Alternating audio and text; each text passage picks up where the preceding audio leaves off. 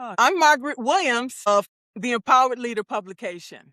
I help women who have been marginalized elevate their voices, stop surviving power systems, and start leading with freedom, influence, and authority. So today we're going to be talking about leadership fuel. There's a lot of things going on here in the world, and honestly, it's just exhausting. We all know that. Every hour, there's something going on in the world, something negative, something toxic. And I'm going to tell it like it is. I stressed out and because I got myself involved in some political stuff. And I try to stay away from it because I worked for the government for 39 years. And during that time, I was always under pressure every day. I was forced to retire last September. Said, I don't want to be involved with politics anymore. So what I did instead, I came to Substack and I started talking about leadership. But how can we talk about leadership and not talk about the chaos that's going on in the world? I just can't get away from politics. I'm like, oh my God. So what I decided to do, I came back today to Substack and I avoided anything dealing with politics because I'm like, what can I do instead? I can talk about mentorship. We can talk about leadership. We can talk about teamwork. We can talk about a number of things. All right. So when we think about leadership fuel, we have to look at who's on our team. So for me, I prefer a diverse workplace. We get better results. And as far as decision making, leadership, and we see different points of view rather than groupthink. Because if everybody thinks the same, we are doomed. And we can see that in the world today. I don't want you to sit up and to agree with me about everything. I want you to come forth and say, no, Margaret, you're wrong. Yeah, I accept that. Let's have a conversation about it. How do you feel that I'm wrong? And what I can do to change. What I'm finding is, because I worked overseas with the federal government I worked for the government for 39 years. That's a lot. Most people say, what? You've been there how long? That's because I was dedicated and loyal to the organization. Because that's how I grew up. My family, my parents taught me, you will do this. If you say you're going to lead. If you say you're going to be a part of a team, do that. Because I can't come here and say I'm a leader if I'm only giving you 10%. I can't do that. So lead by example means that me being a workaholic, I usually give more of, I gives 110%. And I can tell you wasn't appreciated. Because a lot of people that I worked with, they was getting 20 or 30%. And they because they used to have a saying, this saying was this is government work. I don't have to work that hard. I'm like, what? I don't believe you saying that. We had to sing something similar to that. And I'm like, no. I'm sitting there working and working and working. I'm looking around. Everybody's gone except for me. Then the boss tell me, oh, I need you to do this report. I'm like, say what? You knew at 8 o'clock in the morning you needed this, and now you wait till a half hour before I leave? And then you want this done? Are you paying me overtime? Actually, I didn't want the overtime because my salary is like FLSA. I forgot what it means. But after you get to a certain amount of money, you can work however many overtime hours as you want. But they're giving you straight pay for it. I'm not even getting any extra money. All right? So what gives? Okay? People that made less money than me, they like a GS9. At that time, I was a GS12. I had been a GS12 for over 20 years. People saw fit to make sure that I wasn't promoted, that I didn't break through the glass ceiling. They want to use me as an example. I'm like, whatever. All right, I'm going to do what I need to do and keep moving forward, because I got pissed off a lot of times. I bit my tongue a lot of times. And so the last week or so, I just lost my mind. I'm like, I couldn't speak when I was a kid. I couldn't speak at work. I had to be very careful about what I said, because people will come for you. They say, you said what? I said, yes, ma'am, I'll do it. I had no, okay? I had no choice, because they're going to get you one way or the other. So I'm like, well, what can I do instead? Then I started thinking to myself, I'm at this juncture in the road, and if I make it a few more years, then I'll be eligible to retire. I'm like, what am I doing instead? I don't know nothing else but government work. Not that I cared for it a lot, because I was repeating the same things over and over and over. And so by then you figure I have already mastered self-mastery. But then my supervisor is over there with a magnifying glass. What did she mess up on? She didn't dot that tick. You left a sentence out. I'm like, she wants to be difficult. So I'm like, oh, fine, what can I do instead? So a lot of times I will go outside, walk around the building, let the hot or cold air hit me, and come back in to get my composure, because I have a very bad temper, and I will say some things without even thinking.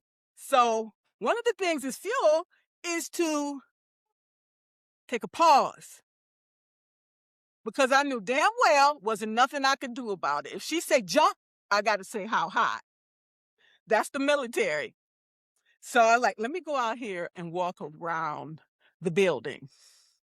Sometimes I will go into the main building and go get me a snack, because usually now I used to know my metabolism really, really good, because I have to eat every 2 hours to keep my energy levels flowing. And if I don't eat, if I don't drink, I'm going to get very, very irritated. And anything you say to me might set me off. Knowing that, I'm like, I need to first get some air, and then I need to get something to eat. So that's what I would do. I go out there, come back, I gain my composure, right? And I find my second wind. And that was my fuel at that time. And it was working. I have to make sure I hydrate. I have to make sure I eat every 2 hours, because I can turn into a very cranky person. And if you say something to me wrong, heaven forbid, because I know that I will get I'll get a write-up. And sometimes they would piss you off on purpose so they can write you up. So I'm like, I have to make sure how I script what I'm saying to them, so they can't come back and use it against me, because I knew damn well it was going to happen every time. That's another thing. We have to use our intuition. I come in there, I see the supervisor, she come in there, and I can tell from her body language that she is not in a good mood. I'm like, holy shit. So I'm like, how can I avoid her wrath today? All right? So one of the supervisors, I knew she liked chocolate, and I knew she liked coffee. So I come into her office, I'm like, hey, I got you a coffee. At least that put a smile on her face temporarily. So sometimes I would sit there and drink some coffee with her. Why not? Why not appease her if that's going to keep her on your good side, right? It was just temporary. But nevertheless, I did it anyway, all right? Because we want to show that we are stewardships and that we are a team player. Don't come to me or to whoever looking for a free handout. because that don't happen. But as a team, I'll help you, but what are you going to do for me? When I needed something, nobody was to be found. Wasn't nothing I could do about it because I'm working for this organization. So I have to show up anyway and do what I needed to do. Oh, this is some work here? Just give it to Margaret. She'll do it. Give it to me. And what are they doing? Sitting up there, legs kicked up, reading their newspaper. They'll say, look at her. Okay? I didn't have a choice. When I come in there, they say, oh, you got all this knowledge and skills? Here, boom, do this work. Now, every organization, I moved 8 times, okay? Each organization that I worked with, all with the same agency, but every office did things differently. And until you figure that out, you just on your own. You out there swimming with the sharks. So they said, you do this. But they didn't show me how to do it. Okay? So they're making things even more difficult for me every day. So I'm like, I could tell up front they didn't like me. Because regardless if you like somebody or not that you work with, I think it's just disrespectful just to try to help. And because we're a team. They said something about you're only as strong as your weakest link. So it's like when I was in Iraq, we left no man behind. We brought everybody. Man, chicken, child. Because we are a team. So you have somebody there that may be deficient in something. And it's my job, all of our jobs as leaders, to help guide them in the right direction, right? Why would you send your teammate out on a wild goose chase? You need that member. Even if they just do typing, or even if they just make copies. We all are useful in our own right? So Leadership Fuel is about being there for each and every teammate, whether we like them or not. I have to give people their respect because they came there to do a job. They are a part of the mission. I don't have to like them. I just have to help them. And so we as a team can grow together, learn and grow together. Otherwise, it's not a team, in my opinion. So when I come in, I'm observing and I'm figuring out what's this person's strengths and what are their weaknesses, to be able to understand how can we work together. I don't have a lot of patience. I don't have a lot of time because people are always on my neck. Get this done. Get this done. I'm like, baby, what can you do? Do that. Okay? That will help me. And then I'll figure out the rest. And so blending these individuals together, because when I was in Iraq and when I was in Israel, we had people from all over the world. We had people in all of the services, Air Force, Navy, Marines. When I was in Iraq, we was all working together. We didn't know each other from Adam.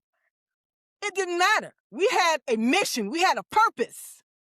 And that's what we worked on. We put our egos aside and say, this is what we need to do to get this done. Because when the boss comes, he don't want to hear no excuses. Because the general told me, I don't want excuses. I want results. And I said, yes, sir. And so that's what we are. We deal with a lot of issues on a daily basis. And so as leaders, we have to figure out what's the best way to handle this situation. Because failure is never an option. You can't go back and tell the colonel, oh, I failed. He don't want to hear that shit. No, that's the wrong answer. That was not an option. He'll say, you figure it out. That's what I'm paying you for. So I'm like, sir, I knew not to go back and give no excuses because he didn't want to hear it.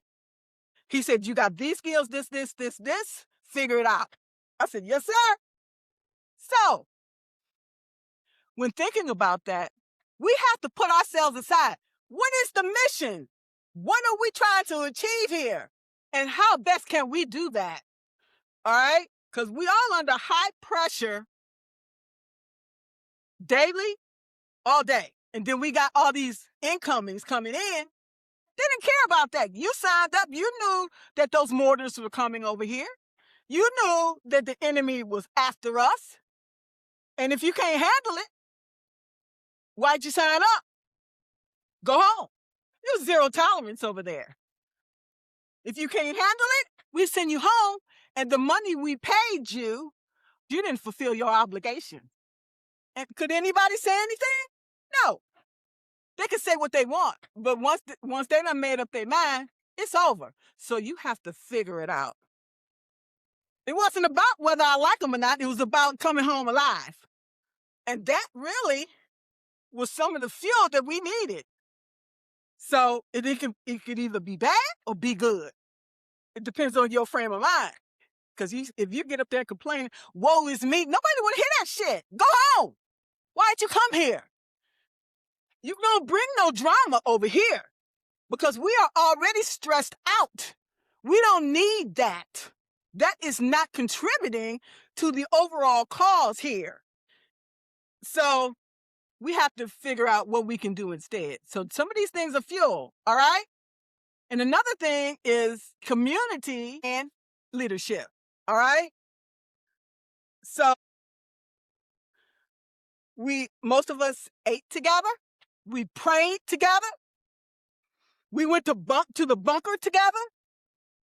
And if you didn't show up for dinner, lunch, or breakfast, you're going to get your door knocked on. Hey, where you at? What you doing? Are you? Because a lot of times we wasn't, but a person will tell you, I'm anyways. They want to keep it to themselves. No, baby, it don't work like that in a war zone. We need you to fix yourself up. Some people couldn't handle what was going on over there. We were working 12 hours a day, 7 days a week. And then they realized how stressed out we were. They said, this is what we're going to do for you guys instead. We're going to allow you to work 10 hours a day, 6 days a week. And I was like, oh, thank you, Jesus, because this is too much. So we had to take care of everybody, first with ourselves, and then with all the people on our team, including the security team that we had. Those security teams was boss, because they told us when we were going out to do QA, quality assurance work out there, they said, you got 15 minutes on the ground. And if you don't get done what you need to do in that time frame, child, they would pick you up, throw you in that armored vehicle. I was thankful, because then they get on the highway, all right? They go backwards on the highway. Cars is coming this way, we going that way. And I was praying. I was like, oh my God. They did that because the enemy came with you had to hold it with both arms. And they, boom, that thing came to blow up our vehicle. And they just whipped in and out. And I prayed. I was like, oh my God.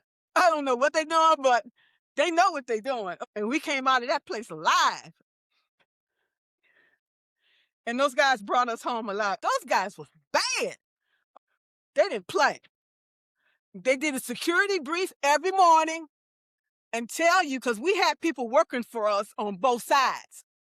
The enemy, they want money too. So they're like, we're going to take y'all as far as this place, and then y'all going to be on your own.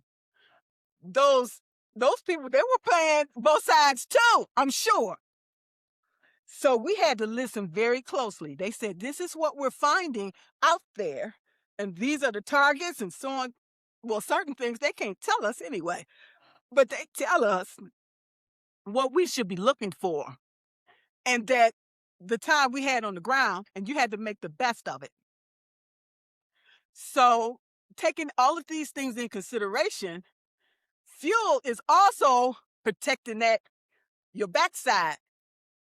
And so when you have all the correct information, as far as we knew, like I said, they paying these guys. And so they said, this is the intel for today, that we have to focus on this area and this, and that's it. So I felt much more secure. That was fuel right there. Information is fuel. Without the correct information, how are you going to protect yourself and how are you going to protect your team? They would not allow us to carry weapons, rightfully so. So they took us out on the gun range several times to let each of us shoot a gun. Because think about it, they could get shot themselves. If 4 or 5 of them get shot, then we got to be ready to pick up that, making sure we don't shoot the wrong thing or wrong person. So that gave me power. When I shot that gun, I'm like, yes. Even though it had a little kickback, whatever, I'm like, I got this. I grew up in Detroit, never used a gun. I still don't have a gun today because I'm like, if I have a gun, you're not supposed to pull the gun unless you're getting ready to use it. So that gave us the fuel we needed to persevere. Knowing we had our security team, knowing we had each other and ourselves. They prepared us either way. You can't use this gun, but in the case of dire emergency, you're going to have to pick that gun up and shoot it. I'm like, oh, I'm here. I grew up in the streets of Detroit. I made it through that. I know I can make it through this. That gave me the fuel. It gave us the fuel we needed. Because if you go out there unprotected, how are you going to feel? You're going to feel exposed. You're going to feel not good. So by us all having the opportunity to shoot the gun, it's like if my security team goes down for any reason, if need be, I can pick up this gun and use it. Because if I'm in a situation like that, if I'm going to die, I'm going to take some other people with me. I'm going to be flat out. Most people, when I was in Iraq, being an African American, they look at me like, you one of us. I'm like, whatever it takes. I'll be one of you as long as you let me out of here. So I seen the sheikh. They made us go to, the sheikh called us over there. The sheikh, he is like the governor of the village. So he invited us all over there and say, you're going to eat dinner here. And the resident engineer said, I'm not eating nothing from over there. I'm like, oh, that's fine. When we get over there, he said, you will eat. And he got upset. But he couldn't show it because the sheikh was a part of our security. The sheikh had 6 wives. I didn't question it. And he seemed to like me, take a liking to me. I'm like, cool. He said, yeah, I can make you my 7th wife. And I'm thinking to myself, what day of the week would I have to serve? So we just went back and forth and things like that. And that engineer was pissed off. He said, I got to eat this. You don't have to eat it, but do you want to come home alive? I think you better start eating that food, okay? It wasn't bad. I didn't think it was bad. And he was very nice, but he was not somebody to be played with. We all knew that, including the resident engineer. So we sat up there, this is fuel, because when you start in relationships, they're built on trust. They're testing you to see what you're going to do. So he kept quiet and he smiled, fake smile, and we got out of there. That wasn't the last time we saw that sheikh. I gave him the utmost respect. Yes, sir. Yes, sir. Yes, sir. Where I come from, you give people respect. You get a lot further in life when you do. Because if you're disrespectful, you won't last very long working for the government or not much of anybody else. Because once you're disrespectful, that's it. People are done with you. They say, this person is untrustworthy. They're not credible. So I never wanted to be seen that way because I'm not. Because I have these core values. Loyalty. respect, dedication, dignity. These are things I stand for, regardless of whether the other person does or not. This is who I am.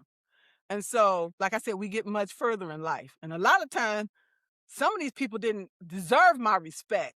But since I respect myself, I'm going to respect them too and just overlook their behavior. So when I retired from the federal government, I'm thinking, well, Substack should run the same way. It doesn't. And that was the attitude I had the first year or so. And I'm like, oh, no, that's not going to work. I have to change my behavior. I have to change because you can't bully people. You can't. People are grown. People make their own decisions about what they will do and what they won't. And if that's not what they want to do, that's fine. Like, this is what I have. This is the way I see it. We may not see things the same way. It's what difference does it make as long as we get the result that we want in the end. And that reflects positively on me, on my teammates, and the organization. Period. So when we work at things that way, we have better results. And that's why I stayed with the federal government so long, because I was able to be flexible and adaptable even when I didn't want to. It's not about what we want when you work it for someone. It's about what has to happen. Put your ego aside.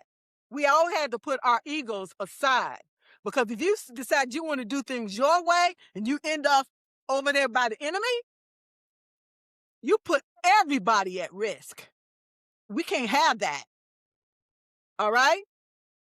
So paying attention to people's body language was key, because I didn't know Arabic and I didn't know Hebrew, but I can read body language. And I can tell by tone of the person's tone, they're either upset or they're happy. We can tell sometimes the difference between looking at a person's body language and what's coming out of their mouth. So pattern recognition was key. I learned pattern recognition as a child. Pay attention to the signs.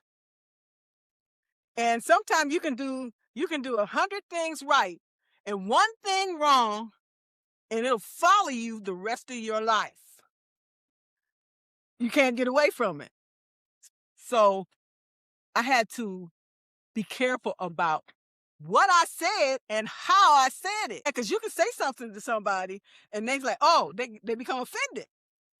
Not necessarily by your words, but by how you say something. I could say something to you real sweetly and cursing you out at the same time. You may not realize it. But then I can use other words instead and you piss somebody off. So we have to be mindful of what we do, how we do it, how we come across, how we show up, and how we support people. Because if you come and say, well, I want you to do this, this, this, and this, and this, I'm like, hey, I'll do it. And then they come back to you like, I need you to do this. And I'm like, look, I asked you for help on this, but you refused to help me. So why should I help you? It's all about reciprocity. If you want something, you have to be willing to give. And that's one of the things that piss me off in today's world. People want you to just give, and give nothing in return. So when I realized that my experience with the military is way different than what it is here, and I'm like, oh, this is how it works. Because working for 39 years, you get set in your ways and you figure, this is the way I have to operate. Yeah, that's the way I operate in the government, but not out here. And I got taken advantage of. I'm not blaming nobody. It was my fault because I was under a lot of assumptions. Well, if I do this and this and this and this, and it's going to make things good. No, not necessarily. So I started withdrawing support because people were taking advantage of my kindness. And it was totally exhausting because I didn't work for the government no more. So I'm not getting paid. So I don't have to do all that. I didn't know. As a content creator, I thought that's what it was all about. It's not. When I was working for the government, I had to do a multitude of things, not just one thing, and it was still not enough. So here I'm like, this is what I'm going to stay in my lane. I'm a leadership coach. I'm going to stay in my lane and mind my own business. So, because I want to treat people the way I want to be treated. And I noticed that, in the government, you have to do whatever they tell you. But anyway, it don't work like that in today's world. And we have to, when we recognize that people are just out for themselves, you do you over there, and I'll do me over here. I'm not going to put myself in unnecessary situations to stress myself out anymore. I'm not going out of my way to do anything for anybody anymore, but starting with myself. Because all those years that I worked, I was neglecting my own health, mental health, all of these things to satisfy others. And then after I retired, I'm like, I have to find a new way. All right. And this is fuel to realize where your fuel comes from. And that's taking care of your wellness and your energy. Because at the end of the day, you don't have no energy to do anything for yourself, and you're always depleted. You have your fuel is no longer in existence. So I said to myself, all right, when I worked for the federal government, after the contingency, after the war zone, all that stuff, I'm like, I'm no longer working 7 days a week for nobody. I'm going to take a day off. I'm going to take Sunday off. All right. So I can rest and relax and come back with a full tank, because we cannot operate correctly without the fuel we need to survive, to thrive. It's not about just thriving, because I was just thriving all these years. It's about, how can I expand beyond that? So we have to figure it out. Like I said, eating, we have to rest. All right. We have to get the proper nutrition. And we need to be around people who boost us up, not bring us down. And I realized there was a mismatch in that. I'm dealing with the wrong people. Outside of the government, I didn't have to deal with any of those toxic people. I just had to work with them. I didn't have to take them home with me, thank God. Because I know myself, I can be something else. And I don't need nobody else's negativity, because that's not benefiting no one. And so we need to realize where our fuel comes from, what fuels us and what depletes us. And those things that depletes us, eliminate them. I don't care who it is. I even cut off my whole family because they were depleting all of my energy. They were bringing me down spiritually, mentally, emotionally, and I was bankrupt. Let's call it what it is. So when you realize you're around individuals who don't mean you any good, cut them off. I have so much fuel now because I'm like, I don't work too long today. Because sometimes I'll get over there and be posting notes and all of this stuff, and I just get carried away. I'm like, no. What can I do instead? Because when you look at all your tasks, I got other things that I could be working on. Say, for example, I got to take the dogs out. I got to clean the house.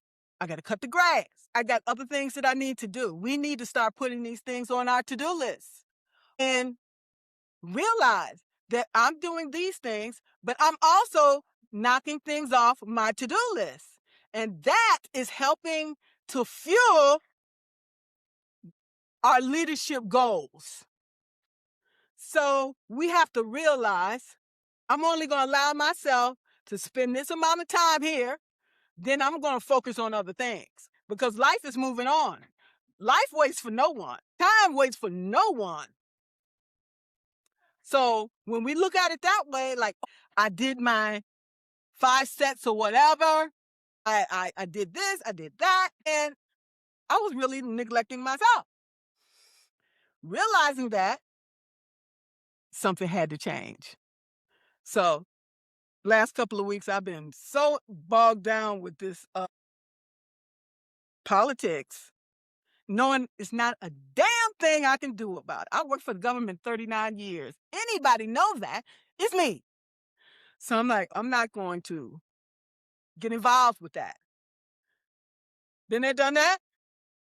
Why bring unnecessary stress on myself and make myself miserable? I had a migraine yesterday, and that's why I wrote this morning the daily affirmations. These are things that I will not do, and these the things I'm going to focus on instead. So I'm like, I'm going to leave that alone, and I'm going to focus. Oh, this is a beautiful article here. It's talking about something positive, talking about mentorship. It's talking about, intuition. That's the things that I'm focusing on. There's no offense against anybody, because if these individuals weren't out there talking about politics, we wouldn't know about it, because the federal government not going to tell you. So I appreciate them being out there exposing all the lies, but I don't have to take part in it, period. So I'm staying in my lane and let people that love talking about politics, let them talk about it, because I don't need it, because I got other things that I could be doing with my business instead. Somebody asked me on LinkedIn, do you have a webinar? Do you have a workshop? No, because I'm too busy over here talking about politics or whatever. I'm like, no, that shit is over. Like I said, I had a migraine yesterday. I don't have headaches. Now that I'm retired, that's the first time I had a headache since before I retired. We need to listen to our body, right? You listen to your car. If you don't listen to your car, it's going to be on the side of the road. It's going to be, boop, boop, boop. You're going to see the light go off. That's because you've been ignoring the signs. Your car is telling you need to fill up the radiator. You need an oil change. I'm like, I think I can go another 2,000-3,000 miles or whatever, kilometers. If you don't pay attention to the signs that your body, you're going to end up on the side of the road, somewhere that you don't want to be. So be cognizant of all of these things, because like I said, a lot of things drain our energy on purpose if you allow it. And so also I have spent a lot of time on social media. This stuff was not good, because it's taking me away from the work I'm supposed to be doing. But I choose to do something else instead, because it's convenient. Sometimes it's take a step and say, I'm going to take me a break. I think that's would be better. I spent 4 hours on Substack or whatever. And so I'm going to take a break, and I'm going to go over to YouTube and listen to some music or whatever. Utilize it as an incentive. I'm going to reward myself this. That requires discipline, because otherwise we can be everywhere else but where we're supposed to be and not accomplish nothing in a day's time. So by us allocate our time and our efforts in the areas we want to grow, then that is fuel to get us to achieve our overarching goals. They don't just, you say, I set this, you got to set a goal. How are you going to accomplish that goal? It's not going to just accomplish itself.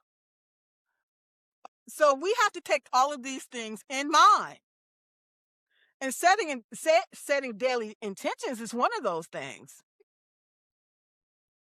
Then, at the end of the week, you're like, dang, look how much I've accomplished. I've accomplished so much. When we focus our intentions on the right things and on the right people. Because if you got an empty tank, you can't help yourself or no one else. Keep that in mind. So for over a year, I've been living off of sugar. And what I found was sugar is evil. It is, because it rottens your teeth. It have all kind of decay. Then the sugar destroys our liver, affects our kidneys. And then I'm wondering, dang, why is my hair falling out? I'm eating all this sugar and I'm not eating any nutrient food. So since I got rid of the sugar, now it changed my taste buds. Now I'm eating fruit. I eat fruit every day. I ate up all the bread. I'm not throwing nothing out, because my parents grew up. They ate everything. They ate the pig feet, everything, every part of the pig. You don't throw nothing out. So it's like, I'm doing all of these things that I need to do. I don't have to eat like these people on these platforms eat. I don't have to go through those extremes. I find out what works best for me. I used to use you put all the different foods in there. They tell you recommended foods. They tell you what the portion should be. They tell you based on your weight and height, this is your metabolism, and this is what we recommend. Well, I didn't follow all of that. I can tell you now that I'm eating more nutritious. I have more energy. And I'm able. So they said get at least 7 to 8 hours of sleep a day. I do that now, because I used to only sleep 3 to 4 hours. And honestly, it was not good, because like I said, I went to work, I was tired. I came home, I was tired. And I wasn't eating and I wasn't drinking. And the body starts to deteriorate in a lot of different ways.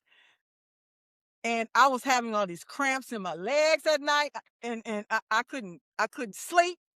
The doctor said, you are potassium, you don't have enough potassium. That's why you got these pains in your legs. I don't have those pains no more. Like I said, I sleep all night now. One of the things that helped me sleep too, I got this hatch. I had the hatch for a while. I don't know if you guys know about it. You can change all the sounds and all that stuff on it. And I got it set for, was playing all night. And I sleep like a baby now, not just because of that, but because I am eating better. I drink a lot of water every day. I wasn't drinking enough water, and that's why my urine was so yellow. When you don't drink enough water, your back start hurting. And so when I realized that, and I said, I got to change, because I'm not going to live long if I keep eating all this sugar. Because what I found was I was eating the sugar because I wasn't eating enough protein. When I started eating more protein, drinking water, then my health just started to improve. And I started feeling better mentally, emotionally, all the way around. So we have to realize the things that give us energy and the things that deplete it. Like I said, my hair is growing back, and I put some castor oil on it. I don't care what you put on it. If you're not eating right, it's gonna all fall out. So I'm like, this is what I'm gonna do instead. It's growing back. It takes a while, but that's how I can see it. It's coming back slowly but surely. All right. And I forget this filled up. I don't know how much it is in here, but at least I drink this much water a day. And I'm drinking really more than that. All right. I'm starting to see that my stomach is going down. I'm starting to see a lot of good things about this. And so we have to give our body what it needs. Like I said, rest, even also meditation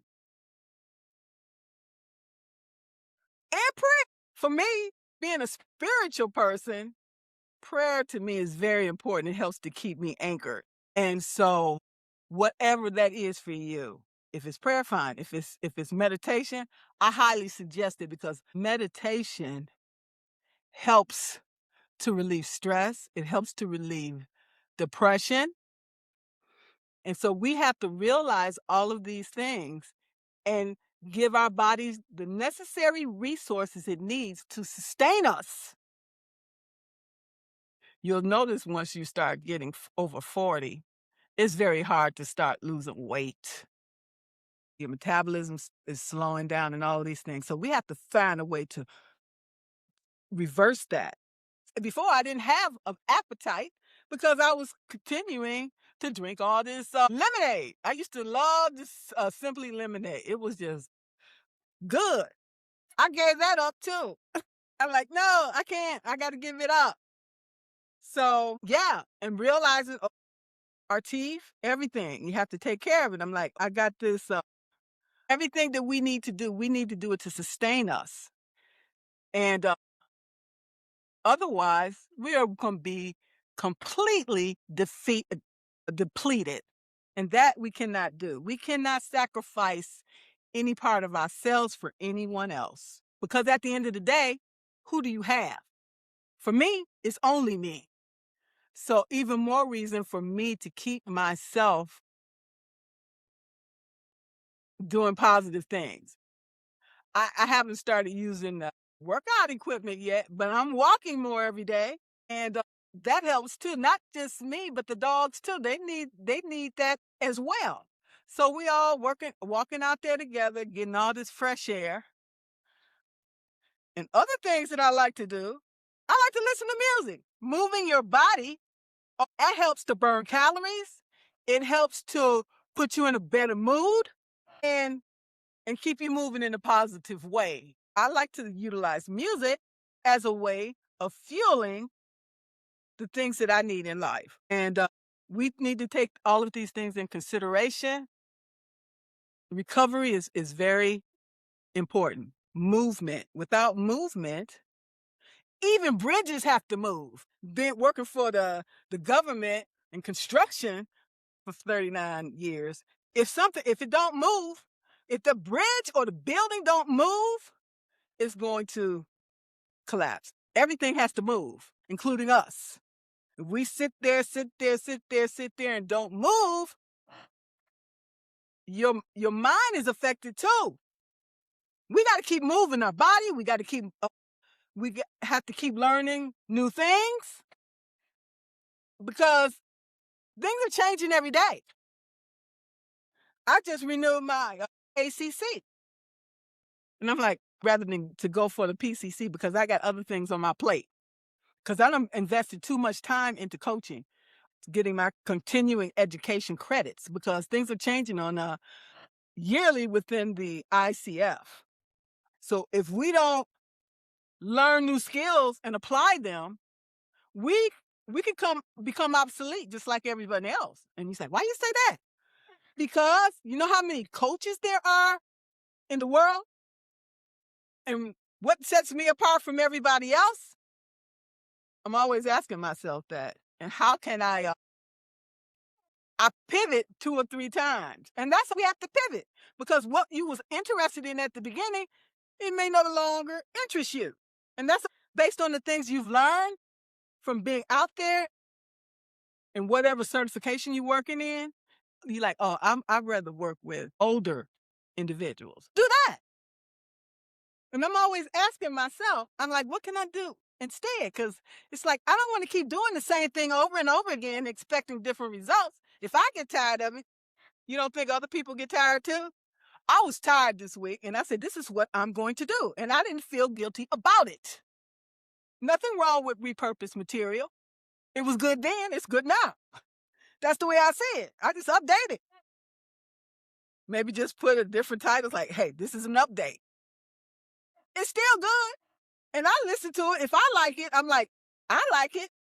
Hopefully they will too. And if they don't say nothing, I look at the data. Because I started putting a priority on me. And I eliminated all of the things that were bringing me down, including people and things. And then I was like, it's for you to be selfish. Because if you're not, others are. They'll say, she'll do it. No, I'm not going to do nothing. You're going to do it yourself. People take our kindness for weakness. because we know there's a lot of narcissists out there, and they love empaths. Okay, they love nice people because they can easily take advantage of us. And I'm like, no, that's not going to happen anymore. I'm done. I don't care if you like me or not. Find somebody else to host off of, not me. So I piss a lot of people off, and I really don't care, because if anybody can't accept your boundaries,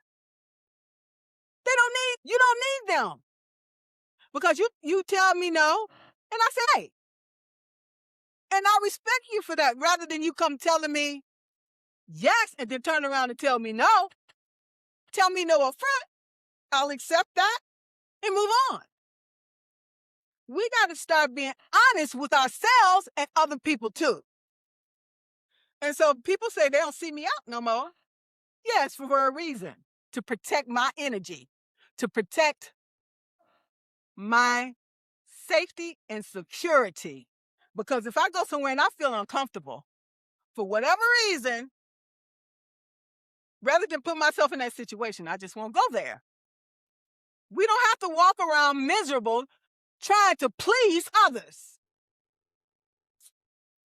Love yourself. When I started loving and respecting myself, my energy increased. We have to do the same thing. We have to lower our fatigue and take time off to enjoy your personal life. When are you supposed to enjoy life? When you're dead and gone? Enjoy it now, while you still have the blood running in your veins, and while you're still physically, mentally able to do so. We can't take these things for granted. We can go out there and get hit by a car and be gone. At the end of the day, I don't care how much good you do. They still gonna talk about you like a dog. Did anybody else have any questions or concerns? I didn't expect to go live today alone, but it happened. We always have to be ready to go live anyway, because things happen with technology that we have no control over. But we have to move on anyway. Time waits for no one. So take all of these things in consideration as your fuel to move forward. Yeah, I'm not going to apologize about what I said on social media about whatever, about politics, because I was angry and whatever. And it's not fun at all when you got to go through all of these things and people are bringing us down and putting all these unnecessary restrictions on us. That is overwhelming and no reason why we're all upset. But I can't keep running like that, because I had a headache yesterday. I'm not going to be in misery. A lot of us are already suffering because we had to cut back to the bare bones. And I don't want to keep saying this stuff, because ain't a damn thing I can do about it. And for me to keep talking about it, it's not doing me any good. It's impacting my health. And the same reason why I walked away from that job.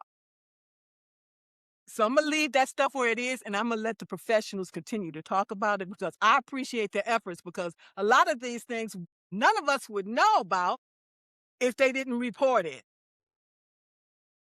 All right. And I appreciate every one of you as well for your support in me. I am far from perfect. I never claimed to be. I will admit when I'm wrong. I have no issues with that, because that's a part of building trust. Being vulnerable, being transparent. And I had to call something out yesterday, and I did that because people get upset when I was talking about equal rights and equal pay. Then some people get offended by that. And I'm like, why are you getting offended by me wanting equal pay?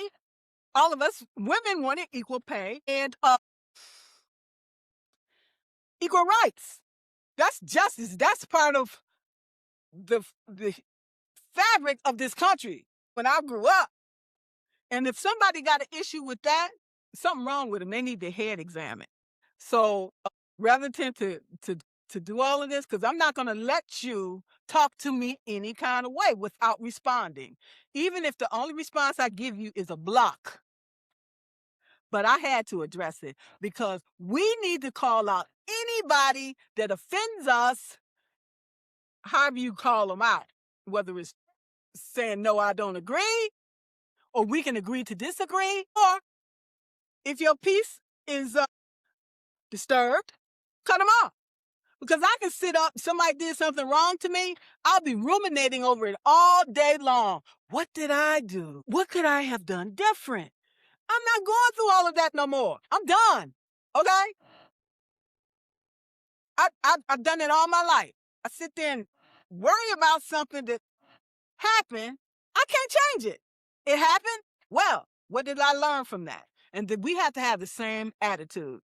So I messed up. What can I do instead? That's it. So I'm going to do my best to stay away from these things. I can just only imagine. When I started off this platform, I told you guys I wasn't going to be talking about politics. But we have to talk about it to a certain extent because it's impacting us as leaders. How can we lead better? How can we lead differently? Looking at the results of these people, what can we do differently? We don't want to be those kind of leaders. I believe most of you guys don't either because you follow me. So, or subscribe to me. So how can we lead better? How can we be the examples for others to follow? Even if I have to ask myself this on a daily basis, I'm going to print out the daily affirmations and put it on the wall as a reminder to myself in the first thing in the morning. This is the things that I am refusing to do. These are the things that I am going to do. Then we'll get better results. We have much more energy and we'll have much more of ourselves to give others in positive ways. And realizing that's another thing. Realizing our triggers. Realizing the things that we do well and realizing the things we don't. So I'm like, how can I do this better? Because I'm still learning this and I'm still making mistakes, because that's fine. How can we learn if we don't make mistakes? We cannot. And I had to realize that too. Nobody's perfect. And we learn through trial and error. So I messed up. Now the supervisor comes, you messed this up, you did this, you did that. They can only come to talk to you about the shit you did wrong. Not on, oh, you did a good job and we appreciate you and we support you. They're too busy tearing you down for that. Criticizing and judging you. And people keep doing that to you. What that does, it keeps you small, keeps you down here. It doesn't allow you to grow. Then your self-worth is down here. And then you feel like nothing, actually. But that's not the case. And that's why we need to stay away from them kind of people. And that's why I retired. If you can't uplift someone, don't injure them. Leave them right where they are. So if I, as a leader, cannot uplift you in ways that you need me to be, then you deserve to quit. My subscribers, for the most part, are still in place. So I'm like, they know I probably lost my mind and that I'll come back. And I really appreciate each and every one of you guys' support, because without your support, I couldn't even be on Substack. And yeah, I make mistakes and I will own up to it. Yeah, I'm not perfect and I lost my mind. But I realized that there's a time and place for everything. And we need to be mindful that enough is enough. If I do this maybe 1 or twice today, fine, but don't go overboard. So recognize things yourself and put things in perspective and put things in the place that they need to be. And that's what I say. So to each and every one of you, leadership is fuel. If we look at it the way it needs to be, every day is a different day. That's where I'm at today. I want to thank each and every one of you for coming today. I didn't have any idea what I was going to talk about. I figured I'm going to talk about the same thing, regardless of whether my guest is able to make it or not. This is an amazing platform that we've been given. Utilize it. Because I say take advantage, that people are already taking advantage of different things. And I don't want to take advantage of anything. I want to utilize it in the proper way to help, to inspire, motivate, and to uplift everybody that I come across. And if I offended somebody, it was not intentional. And if I did, I don't like being called out. That's another thing. I don't like being called out on social media. Come to me in private. Because if you call me out in front of everybody else, that is not appropriate. That's disrespectful to call somebody out like that. I will never call somebody out like that. I will talk to you in private. I don't know what the values of some of these people are. So we need to be mindful of all of these things. Treat people like you want to be treated. And then the world would be a much better place for all of us. And then, people fighting among themselves. Y'all take that shit offline. Okay? So somebody said something that offended you. Oh, well, did you ask them what they meant? Because we all are coming from different environments. The way things happen in my neighborhood, some of you never experienced and maybe never will. So when somebody's saying something, try to see it from their perspective before we attack people. I'm just saying. So we will all have better results if we work together. Because none of us ever going to agree with everything somebody has to say. That's the reality. So how can we come to the meeting of the minds? If we can't, we can agree to disagree and move on. We can still be civil to each other, right? That's fuel. And if you do anything contrary to that, you're bringing yourself down and other people down. Because people are watching. People are listening. I don't think I said anything derogatory, anything. I'm just trying to get an understanding. What does anti-Semitism have to do with equal rights and equal pay for women? He couldn't answer.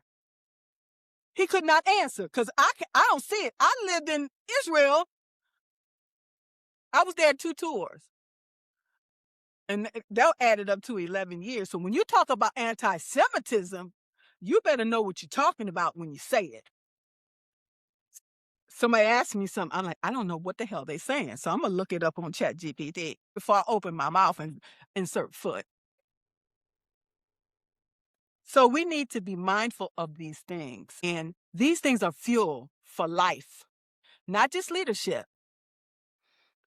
Somebody told me, oh, I'm not a leader. I'm like, what do you mean you're not a leader? Each and every one of us are leaders. And we be mindful of that and be cognizant of that and act accordingly. You guys continue being great and doing all the good work that you're doing out there. And sometimes we out there and I'm really enjoying the energy that all of you guys bring and that we bring it together. It's just amazing. Everybody not going to like us, and we're not for everybody. I know I'm not. And I only want to be around people, my tribe. Everybody else, secondary. We're not ever for everybody else, and that's okay. I'm good with that. So I want to thank each and every one of you again for sticking with me. I've been on this platform since November 24th, and honestly, I'm exhausted and I'm tired. I don't know what my next move's going to be, but while I'm here, let's do it. I want to thank you all, and I want you guys to have an amazing weekend. Thank you all very much. You guys take care. Bye-bye.